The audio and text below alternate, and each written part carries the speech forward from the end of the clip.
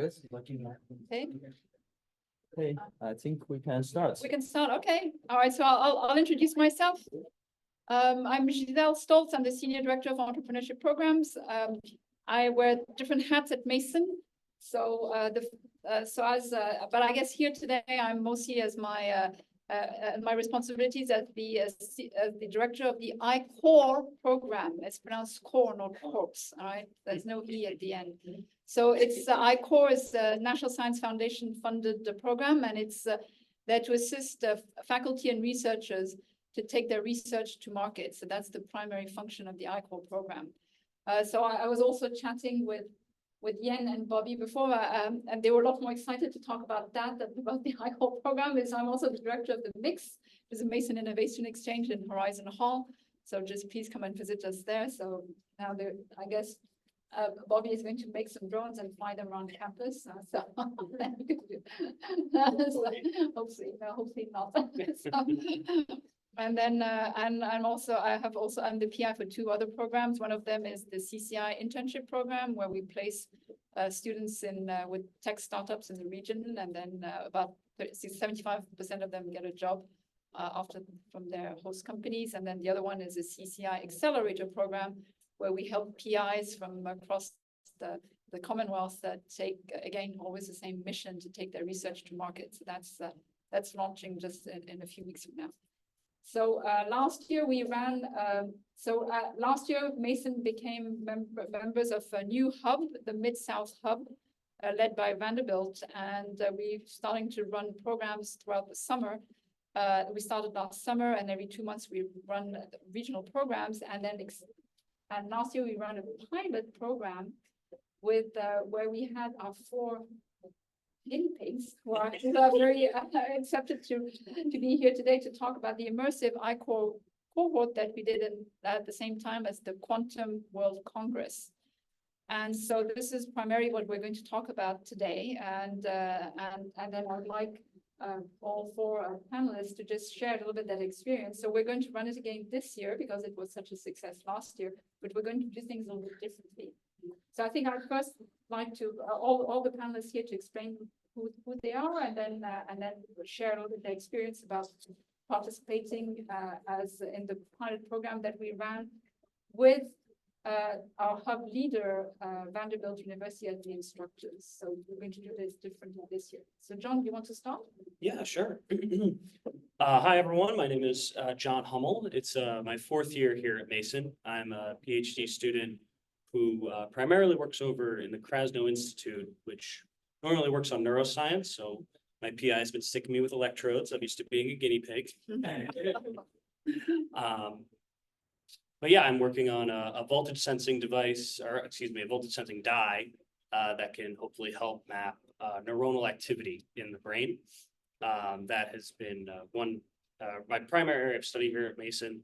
QSEC and actually Michael Jarrett was nice enough to offer me a position to help build the Quantum Information Masters program that will hopefully be starting up here as well. So that's been an amazing experience, and a lot of the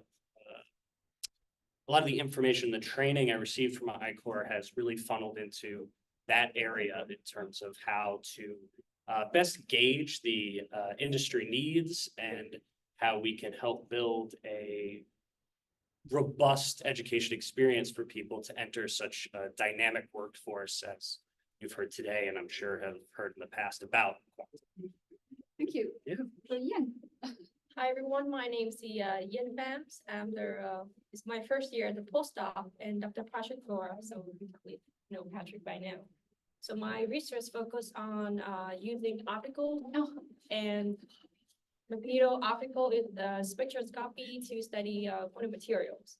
So basically that's my research. And last year is not just as the guinea pig, but I was put in the program at the very last minute, as the ticket to participate in Quantum World Congress. But it turned out to be, I guess, one of the most amazing and unexpected experience I ever had, in terms of going to conference and learn about quantum industry, and more excitingly learning about the entrepreneurship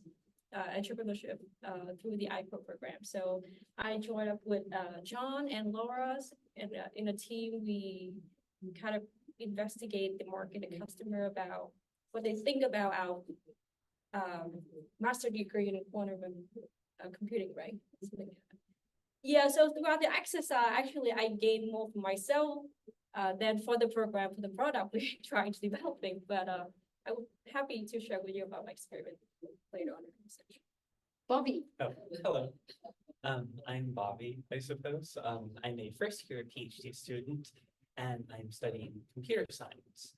All things theoretical computer science, I guess. And on the quantum side, I'm most interested in naturally quantum computing algorithms. And I was also a guinea pig, and I didn't expect to be a guinea pig, but I learned I'm very happy to be a guinea pig because the wheel that they gave us to run on was quite nice, I guess. Yeah, I guess I joined the thingy last minute, and I really had no idea what it was going to be about. But yes, it was a very enjoyable experience because with Quantum World Congress, as opposed to being like a purely academic conference, it was this interesting mishmash of academic people, industry people, and government people.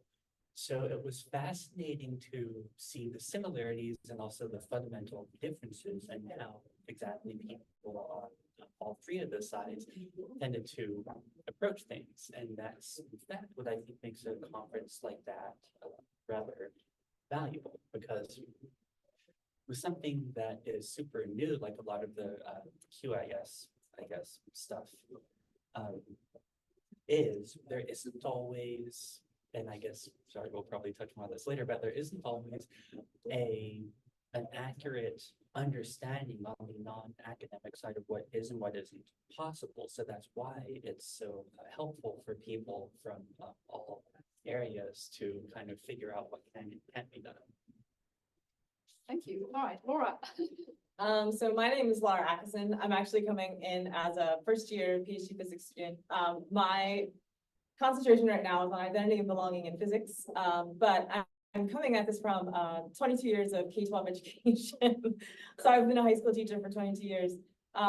My main interest is basically creating a better world, a more diverse workforce. And so the Quantum World Congress was wonderful in that it kind of gave us an opportunity, like Bobby had said, to kind of like pick our heads up out of the sand from our academia and really involve ourselves and ask questions to industry leaders and consulting companies and all these different spaces, so that you don't get your information from papers, you get your information from people, which was a very nice change, because, and they were all kind of concentrated at the World Congress. So super important in terms of gathering actual data. I'm learning from people instead of machines.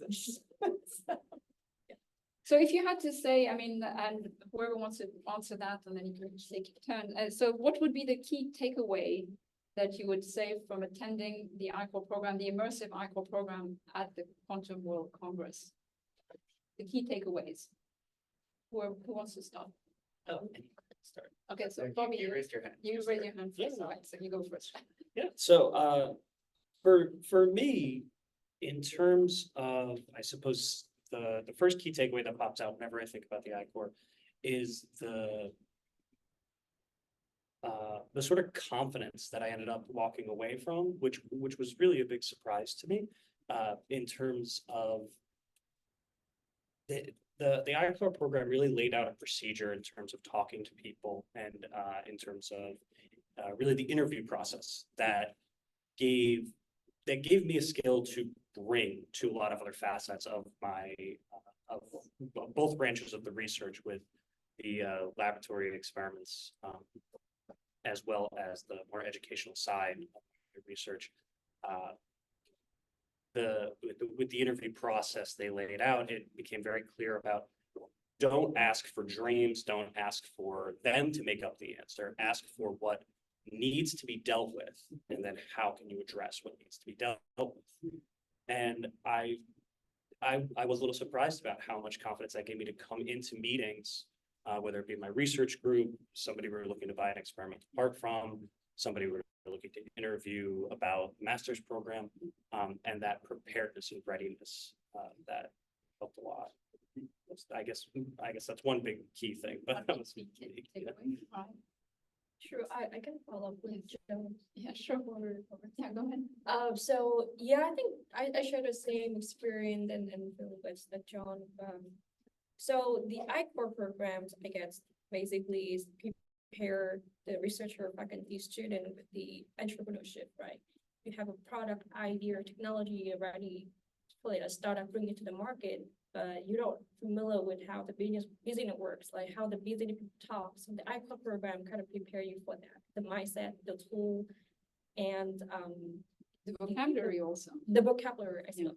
But it's such a like short immersive course, which is only 3 days of conference. We can't teach you they can't teach you everything, right? So we only focus on one very like beginning step, which is customer discovery, if I remember right, and like figure out who is your customer, like who need your technology, something like that. And for me, it doesn't only not necessarily apply only for the technology or product, but also research, ideas, anything you're dealing with. And a part of the assignment was decide learning what is customer discovery, what do you value the positions. Our assignment was to go out interview the customers, the possible customer or end users. So for me, throughout that process, even though I didn't come up with any products or idea technology in mind yet, I learned enough from that. And I think it's all student, graduate student, undergrad student, any researcher can benefit from learning how to talk to people. But occasionally we're gonna go to a lot of conference, saying APS, March meetings, and like that. And besides giving our talk, giving our presentation, poster orals, we also should take it a chance to communicate with this scientific community, right? But how do we present our idea? How do we learn about other people's works? It very often based on my experience as a graduate student, now I'm a doctor, PhD already, is we tend to focus on what we have to offer, who we are, what we're working on, and try to tell people about what we do. But very rarely we don't tend to open up to or ready to listen to them first. Usually we'll introduce you to, hey, I'm Jens, I'm a PhD student, I'm working on this is my research, and try to get people attention. But through the I-Core program, we're going through like the reverse orders process, right? We go out there and try to introduce ourselves, but let the customer talk, let the people who we communicate talk about their problem, their interest. And then from that, very interestingly, we find the things that maybe we need to improve. We find how our research, how our hypothesis or how our idea may be in line or not in line with what they So when we were chatting next door, you actually said that it will help make your research better because it will actually meet the problems of the market. Yeah, so for me, it's not directly that way, but I came back and keep thinking what research or what technology in our lab can benefit society, or what can we turn into a product or in something bring to market. But it might be a bit challenging because we kind of doing fundamental research. But again, is what directly applied to me is change the way I think about research idea and writing proposals. Because right after that, I had to write like very few short proposal. So instead of, okay, you're a PI, I want to tell you, hey, this is what we're gonna do, and do it. And he gave me an assignment, like think about what to do. So I had to do research. I kind of had the customer discovery, but not for like a product. Like, so what's been done and what people looking for in our field, what a challenge, and what can I do? Something like that. So change my perspective, change the approach. And we got on proposal. Even the small one. Okay, so So do you think that going through the I-Core process of the customer discovery helped you write a better proposal? yes, and also expand our network, people in the field. So yeah, quite a job. Bobby, do you want to add? Sure. Well, first of all, exactly what they said. Second of all, yeah, I guess sort of using what they said as a jumping off point. I remember when I first joined and I heard the phrase customer discovery, I was like, oh God, does that mean I'm gonna have to be a salesman for this? Because I absolutely cannot do that. But then after, yeah, kind of what you said, how it was, you're listening to them, it's customer discovery. You want to understand what they need, and you're just asking questions and let them talk, and you don't have to convince them of anything at all. That was infinitely more enjoyable than I thought it was going to be. And I thought I was going to have to be like a salesperson for something, which I absolutely can't do. And wow, the way that business people talk is so different. Yet so valuable to know how to talk to business people. And something I was just thinking about when you guys were talking is that, and this is sort of like what I was thinking going into it versus what I think coming out of it. I sort of questioned how relevant it was going to be for people who had the idea of possibly one day wanting academic careers, but thinking about it more and after going through it, I realized how extremely relevant it is regardless of whether you want to do academia or industry, because let's say if you want to be an academic, if you're going to be a professor, the majority of your students are going to probably be working in industry one day, and isn't kind of an important part of your job preparing them to be able to have good jobs in industry if that's what they want. So understanding the landscape of that better is going to be very useful. People who want to work in industry, I think it's self-explanatory why that would be beneficial for anyone in that position. But yeah, it was very enjoyable also because I know, especially with quantum, as I'm sure everyone here knows, a lot of like popular science makes it out to be something that it very much is not. They act as if quantum computers are going to replace classical computers in every way tomorrow.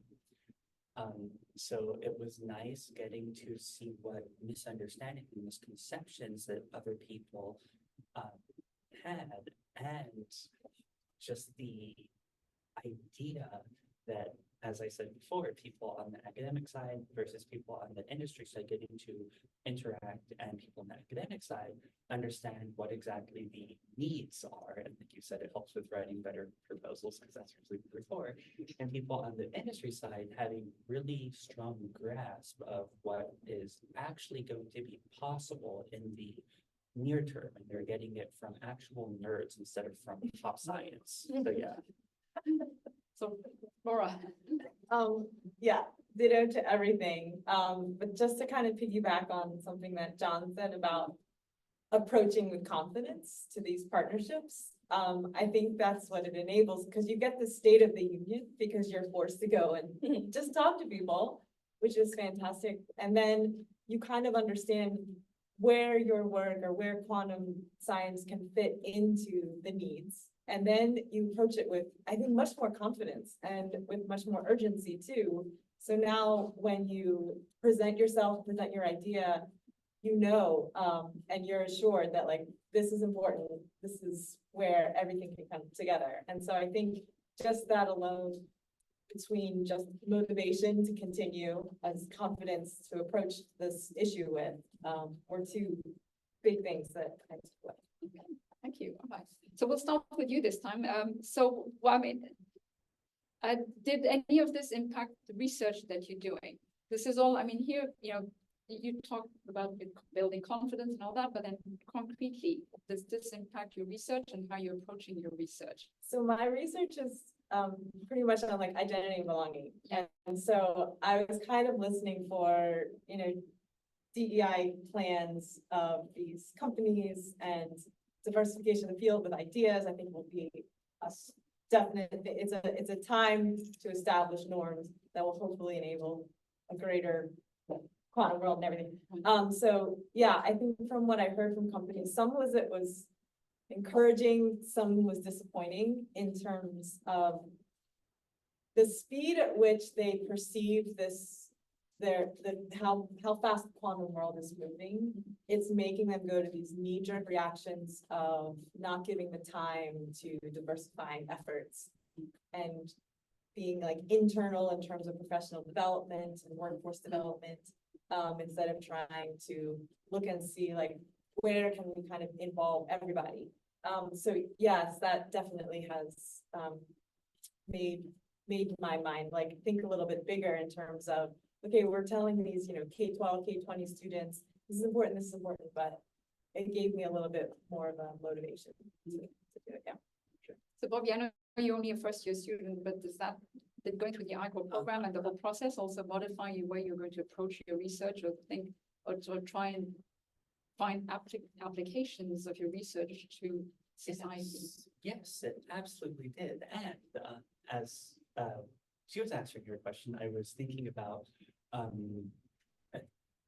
one of the things that I didn't quite, it didn't surprise me, but I didn't quite expect it was how many people in the medical field, either directly in the medical field or tangentially related to the medical field, were at Quantum World Congress, and just how many, and for very good reason, applications they see, even possibly in the near to midterm, for quantum computing in their field. And yes, that very much made me say, okay, let's look at problems related to bioinformatics, related to medicine, whatever, where quantum computing algorithms are going to have potential applications. So yes, absolutely. And also my advisor gave me a ton of really good info based on exactly that after it. So yeah. So yeah, and I know that you said that because you went through the ICOR program, you had a better outcome of your grant, and then but any other impact or any unexpected benefits from the going through the program? So I think the benefit that applied for my proposal and grant writing was on the skill that the ICOR programs, the immersive program teacher, like, but I think secondary benefit was from the assignment with the quantum work request. Like, go either talk to people, because I talk to people, so I know about what they're doing. And speaker also participating in the quantum program of like National Lab, Research Center, or University Lab. So, and also some industrial R&D lab. So we know what they're doing, what they're researching. So we have better idea maybe for collaborations that directly apply to our lab, because I think my professor, my PI did a better job than that, but we set up some collaboration. But for me, knowing maybe one of them can be the next step for me in my career, or when I have an idea, like some research idea, I can like incorporate collaboration with those places. So that's what actually helped me. Thank you. That's very good. What about you, John? Any unexpected benefit or other impact from attending the ICOR immersive cohort?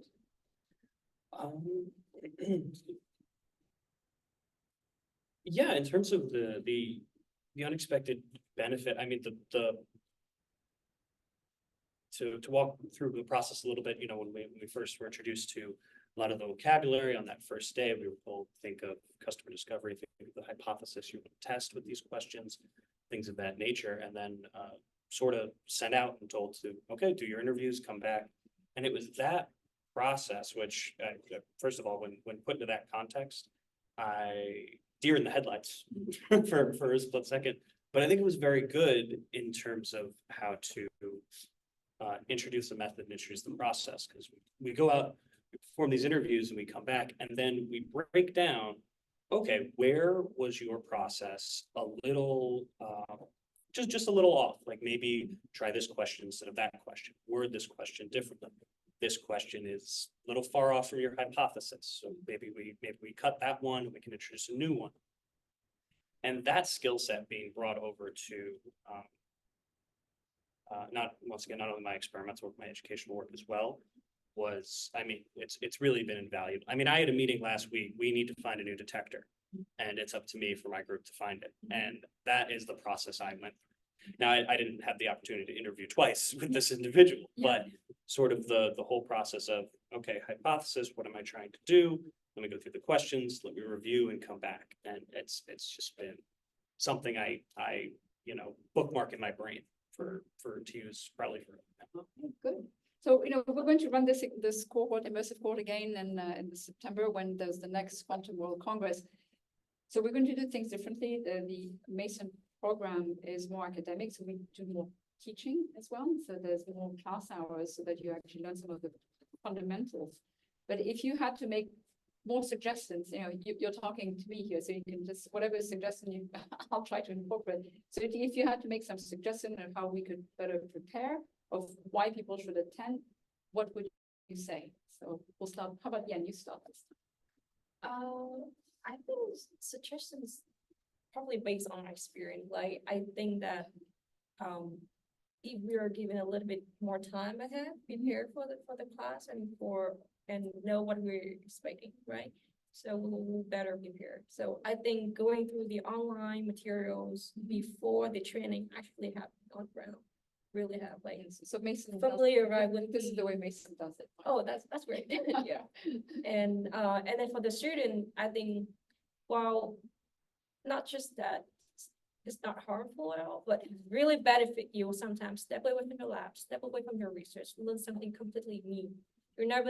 You never imagine yourself as a salesman or businessman, but you'll be surprised that their skill set actually bring in a lot of, you know, benefit to your own research and your own career path, I would say, professional development.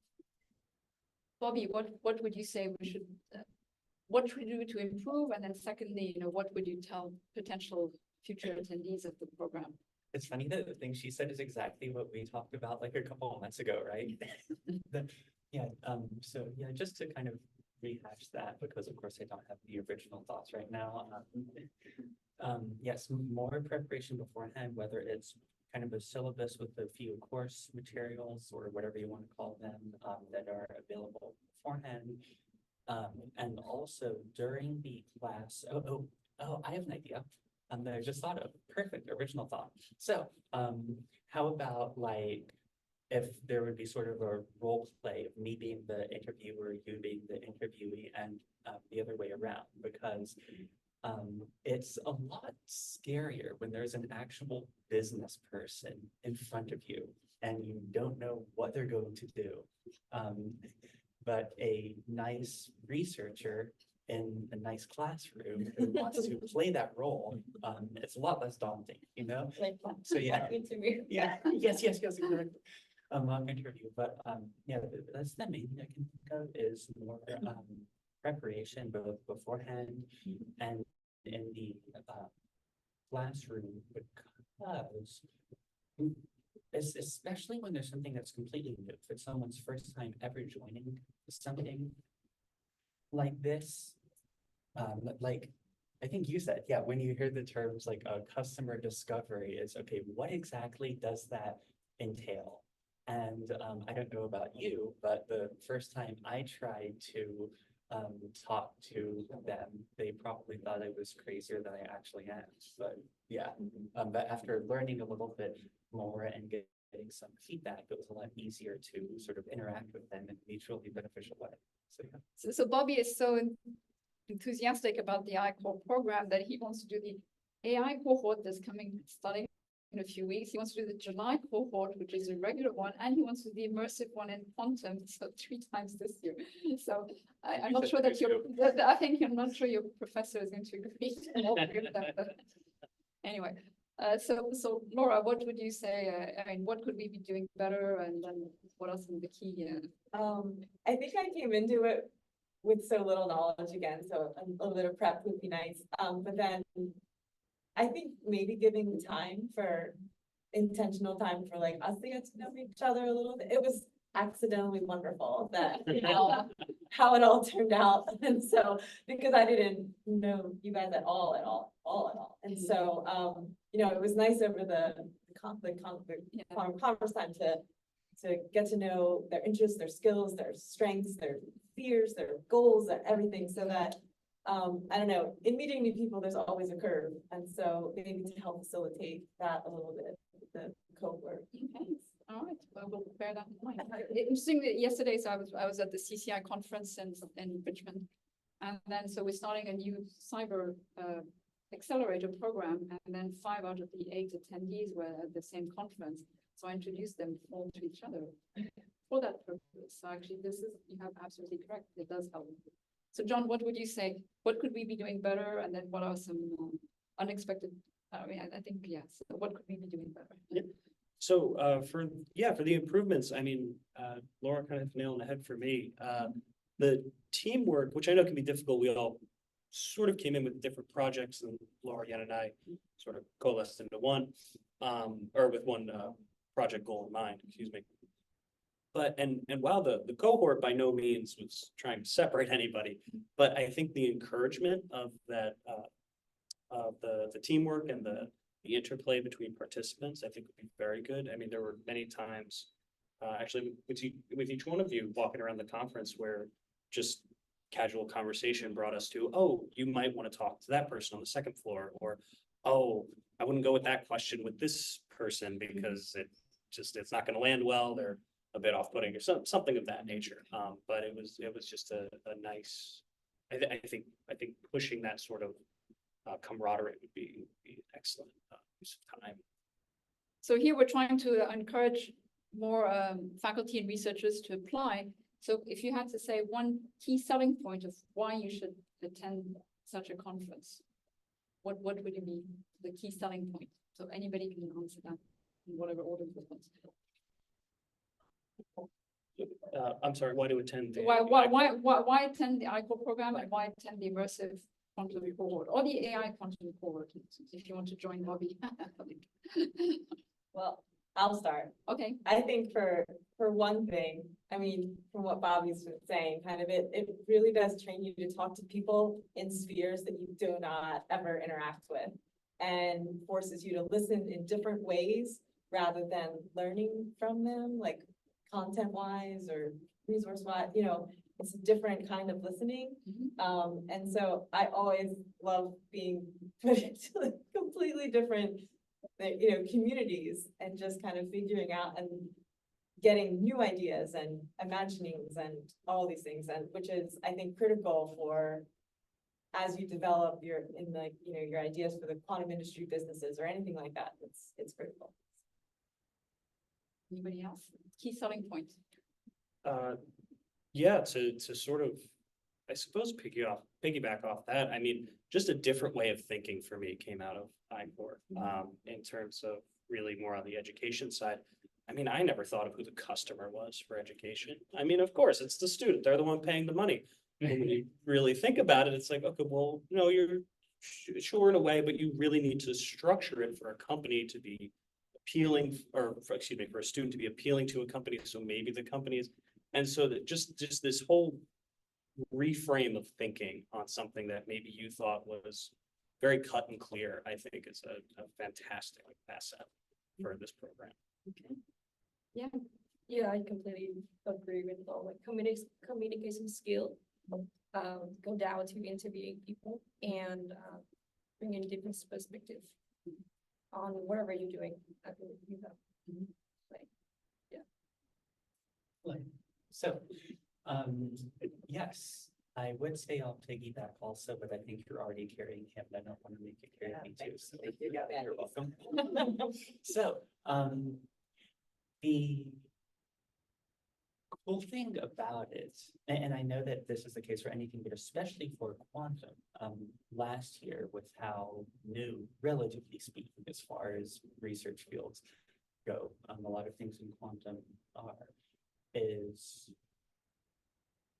better understanding, like being able to better understand what people need, what the actual problems are that people are looking to solve is once again something that is going to be just universally beneficial, whether someone is looking to get grants because, well, guess what? People usually give grants for actual things that they want to see solved or done, or whether someone is looking to